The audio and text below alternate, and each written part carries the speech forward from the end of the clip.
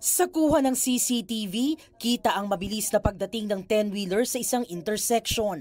Maya-maya, inararo nito ang isang UV Express hanggang sa nahulog sa gilid ng kalsada ang dalawang sasakyan. Nangyari ang disgrasya kaninang umaga sa Kamalig, Albay. Mistulang nayuping lata ang van. Kinailangan pa ng iba't ibang gamit para mabuksan ang sasakyan.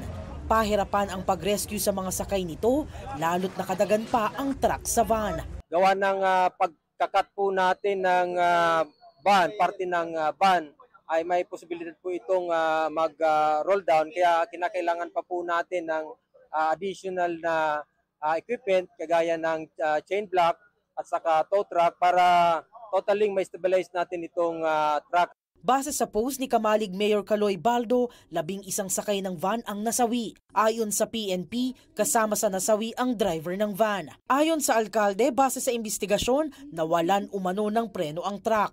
Nakaligtas naman ang driver at pahinante ng truck na dinala sa ospital. Patuloy ang investigasyon. Para sa GMA Integrated News, ako si Jamie Santos, ang inyong saksi. Mga kapuso, maging una sa saksi. Mag-subscribe sa GMA Integrated News sa YouTube para sa iba't ibang balita.